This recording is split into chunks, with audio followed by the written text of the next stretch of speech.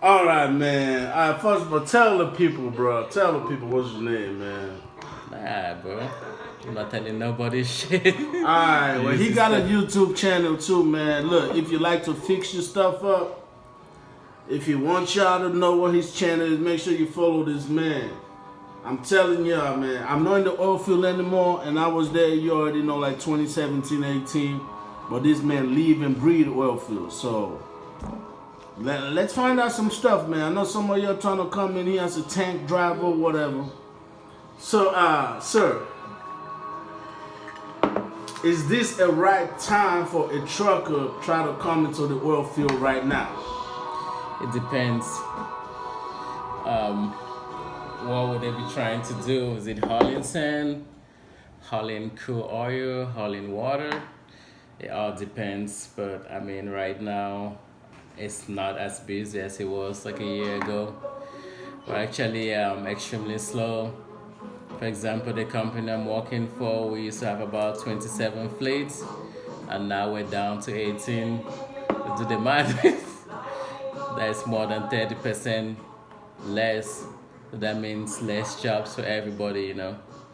I It's, got you. so I mean, just by looking at the WTI crude prices right now, it is trending at about $52 per barrel, which is extremely low, higher than what it was in 2016. But a lot of these companies became smarter. They pay a lot less money. It costs them a lot less to produce. But then the question comes down to is it worth it coming in here with no experience, or just somebody coming out here because they heard that the oil market is booming? Right now might not be the right time, just because there's just going to be too many people and Okay. not that many jobs available. I mean, All right. So how about somebody that's hauling like that want to come here and haul frac sand? Like, is that? Would you advise that, or would you say right now is not the right time to try to invest into moving over here or wasting your time trying to be a frac sand driver? like I said, it's slow, but it's not that slow right now. So I mean, you might be lucky. But again, as far as like competition goes, the demand is just a lot less than it's a lot less than what it used to be. So I mean, you might come out here, you might get the load, but again, it's not going to be as most people used to like. It's not going to be the same way like it used to be back in like 2017, where you could get an offer that was reasonable from another company, you know. So I mean, right now it's more of like you come, there's still work, just not that much work. So I probably won't advise you to come right now if you already have something going for you. I'll probably wait for it to pick back up because, like I said, um, the company I work for laid off a lot of people. Pretty much all the major companies, service company like Schlumberger, Halliburton, they've laid off a lot of the employees as well. And all that comes down to is the less work we have to do, the less work you guys as truckers have to do. And then with the oil prices being so low, a lot of the investors are not trying to invest, a lot of the operators are not trying to drill. If they don't drill, then there's no fracking taking place. If there's no fracking, then there's no sand being utilized. So, I mean, just as an example, so the way I used to work with hauling sand was we used to have the driver show up to the field, and then within like a certain number of hours of them being there, they start charging us like what was known as the merge, or it's still known as the merge. It's just not utilized as much as it used to. But if a driver was on location 4 hours past the appointment time, then we start paying them an amount which used to range from $50 and above per hour for them just sitting on location. But with the oil market being so poor like it is now, a lot of them are raising that to 6 hours. And then in some cases, they're even like taking it away completely. For example, if they show up on location and we have like bad weather, then you could be there for 24 hours. You could be there for 48 hours with the load. that cannot be offloaded, and then guess what? No pay? No pay. So you saying you can hell no. So I'm just saying, like, if you were planning to come, I'll probably wait, man. I'll wait to maybe the summer. I'll wait to this coronavirus or whatever is happening goes away. So apparently the virus is effing us right now, people. So you saying, I think earlier before, the bright lights and the camera started rolling, before I told you about the potential of being viewed by 2,000 people. Right. Ain't no, look, y'all gotta tell them, man. Chasing Mr. Hamilton is no game. 2020 is our year. We about to reach 10,000 subscribers either this year or next year. But let's get back to the interview. So you were saying usually, because you've been in the oil field going on 4 years, give and take, right? Yeah, I've been mostly on the service side. Okay. Work with universal pressure pumping. I've worked with Technip FMC. I'm currently working with, well, I don't know if I should say it out loud, but I'm working with another service company right now, but I've also been working with fueling companies as well. Okay. And yeah, I mean, I've been on most of the section of the service side, pretty much. Okay, so well, you said usually when they come to election time that the oil field usually go down. Is that correct? Based on the trend, I'll say yes.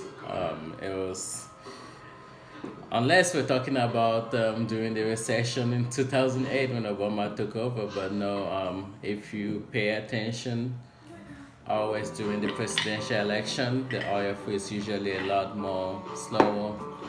And then also, depending what party is in power, would determine like how the oil prices go based on some regulations and stuff like that they impose. Having a Republican president would possibly increase the cost would probably allow operators to pretty much like get away with more flexibility as a Republican. Pretty much, yeah. So what you're saying is F Democrats. Treat hugging mofos. I'm just saying. Nah, I'm interpreting. That might affect like the way we view, the way our market depends kind of like who is in power. Yeah. I mean, not who is in power, but the party, like necessarily the party and their beliefs and stuff. I mean, I say F Democrat as a joke, but it's based on what I've witnessed. Usually when the Democrats are in power in the White House, they do tend to restrict the oil field more in comparison to the Republican. With the exception of, I think, the first term of Judge Bush. I don't know what the heck he was doing, but either way, it was a lot better than what Obama did as a Democrat. You know what I'm saying? As a president. It's all right. It's we are back then. See, y'all gotta listen to a real black man. See, he black. I'm just saying, but he ain't that black. The more money you make, the more Republican you become. Right, I got you. I got you. Okay, so now, what if we have a viewer that just be like, I'm gonna go to the oil field anyway? Like, in your opinion, since you've been a petroleum engineer, you've been in the Midland for a while, like, as a driver, what type of driver, if somebody insists on coming right now, what type of like driver would you recommend they come as? Be an equipment operator. You have to put in some work. You might have to become an equipment operator, and you work most of the time, like working on equipment, and then you be listed as a driver, which means you get a little bit more pay. But then you be one of the people that are allowed to drive the equipment out to location. You might haul sand, because even though we're slow right now, we still need drivers, to haul the sand from location A to location B and stuff like that. You still make good money, don't get me wrong, it's because of the hours. But again, as far as like competition goes, as far as like being able to negotiate your pay, that might be something that might be a little bit just a little bit more difficult. You might want to pick the best offer you get from the beginning and stick with it for the long term.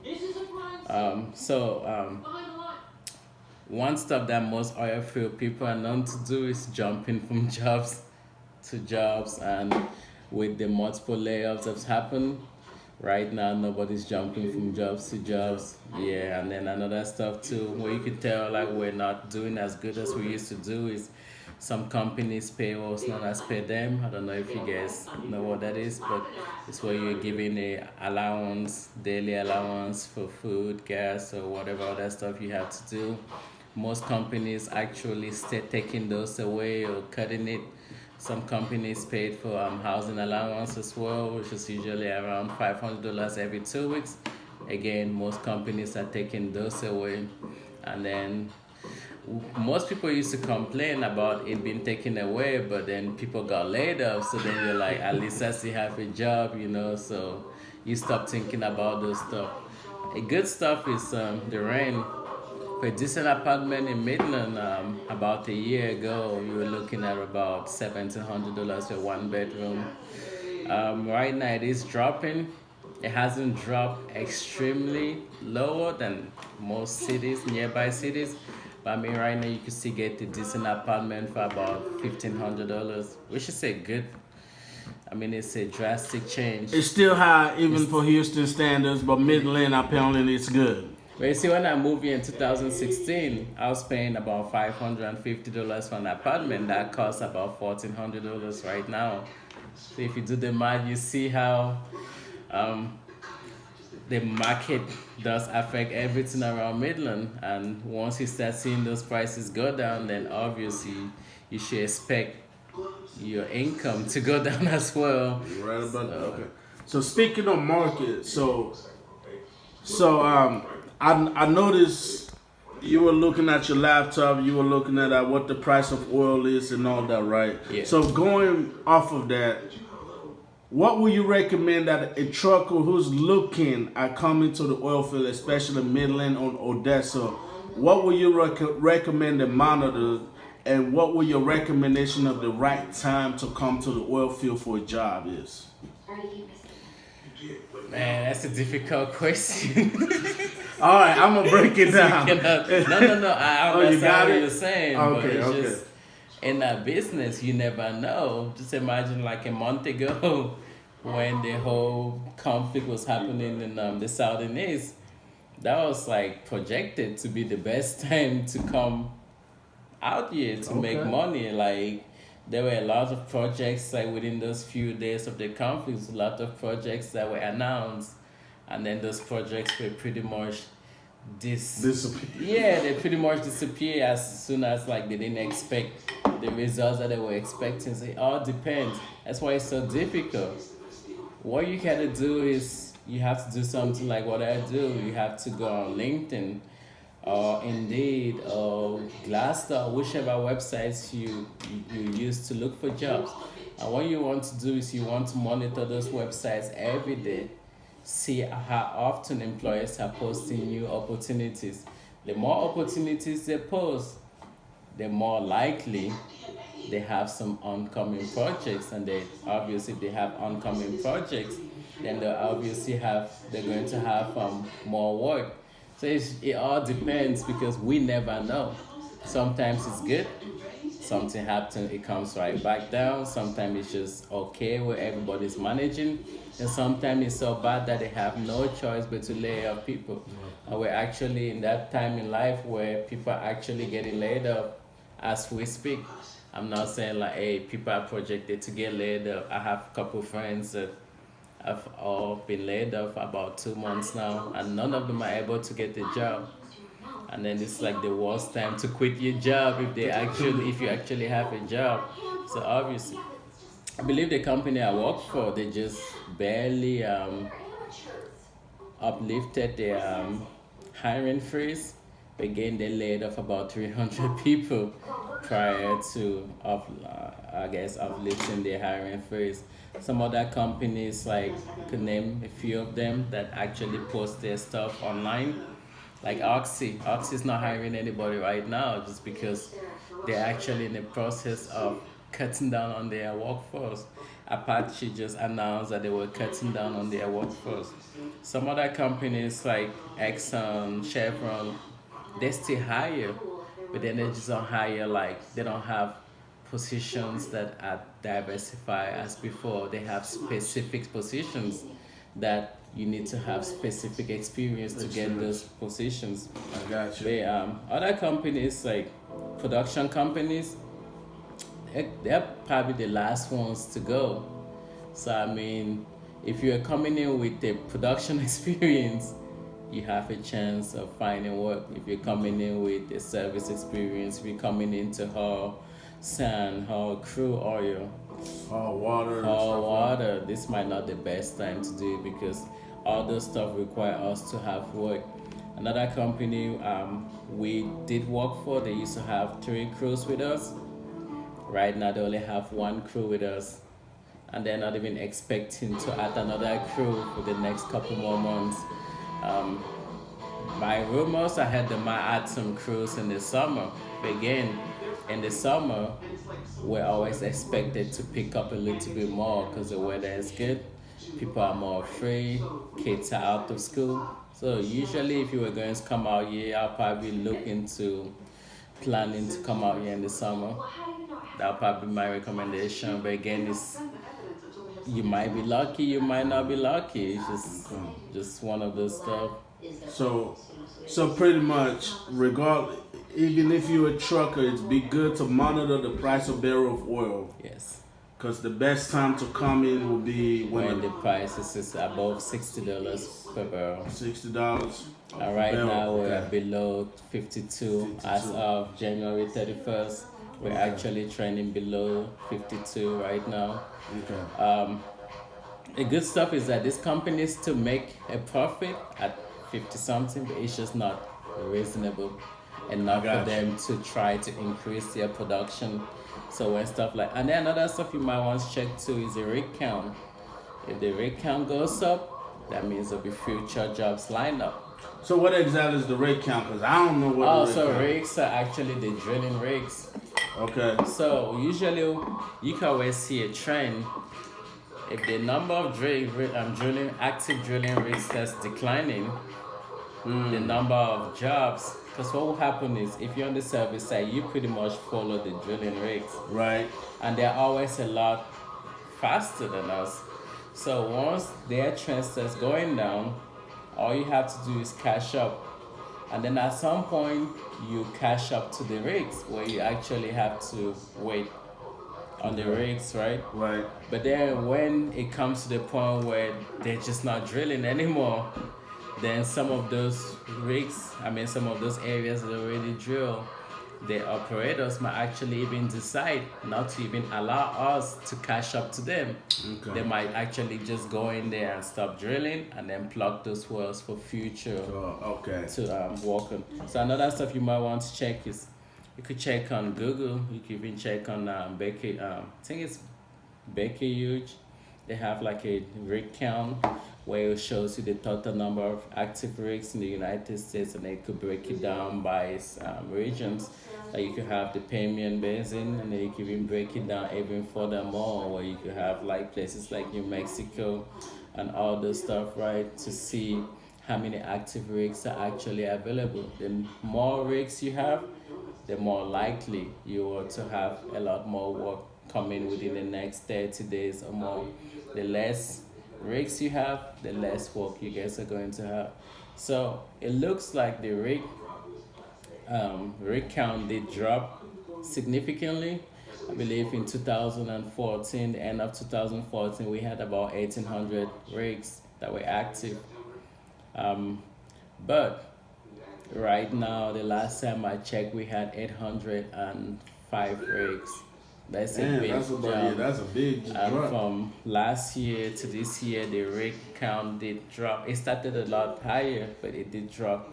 This January, we actually added a few more rigs, but we're adding a few more rigs from a number that's already declined so much. So I mean, even at 805, it's still nothing compared to what it was during its peak time of 2014, 2013, or the end of 2015. So it's just like one of those stuff that you gotta look at. Again, when the oil market is down, everybody suffers. Yeah. Except, well, technically everybody suffers. Because I mean, most people claim that, oh, if it's cheap, then we get to spend less money on the gas pumps. Hell yeah. The gas that we pump in our vehicles, that's only a fraction Right. of what we produce. Because most of what we produce actually goes to make Exported. or exported. It makes different stuff like plastics Right. and tires and all those stuff.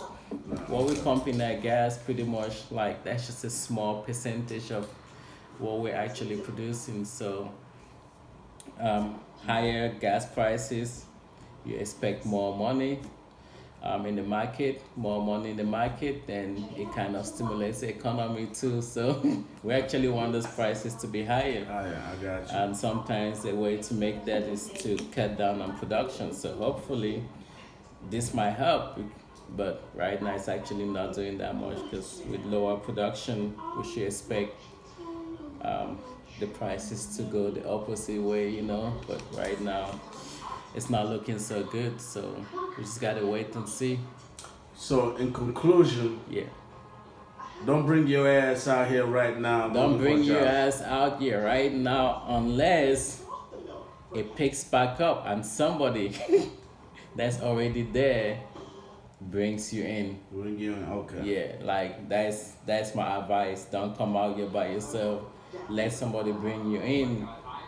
Maybe, I don't know, recommend you to the company to work for, or recommend you to another company, you know. But I mean, as of right now, I wouldn't say come here by yourself. So it sounds like what you're saying is you can still make a little bit of money, but you're not gonna make as much money as if the oil is up, because right now the oil is down. That's okay. true. Oil is down and the jobs are down, which Okay. means the flexibility of making a lot more money, known as oil money. Right. It's Oil just money, not baby. It's just not available right now. We all want that oil money. All right, man. I know everybody in America got a short listening span. I appreciate it, man. We at 22 minutes. Look, look, man. Ain't nobody else gonna bring you this raw quality. Now, I got a question for you, man. Do you have a social media or anything we can, my audience can follow you at? You can follow me at, I have a YouTube channel at Eben TV, and that is EBEN. Okay. And TV. One more time. Spell it for the people one more time. EBEN TV. All right, so once again, you're a petroleum engineer Yes, who be working at Midland, correct? Yes, sir. So technically, anybody that's interested in coming to Midland need to go. I'm a petroleum engineer that's been working in Midland Right. as a petroleum engineer, but also I've been on A lot of other shit. other stuff, yeah. All right, so pretty much follow this main channel if you're thinking about coming to Midland, Odessa, man. And if you're learning how to fix your car and stuff like that, because he's a handyman. You have to be, man. That's what I'm talking about. All right, man. Hit that like and subscribe button. We're out of here. Once again, Eben TV, YouTube, Eben TV. I mean, you want like a Instagram follow or nothing? You can follow me on Instagram at EBENENOH. Okay. EBENENOH. I can't. You heard it first, man. You heard it first. We're out.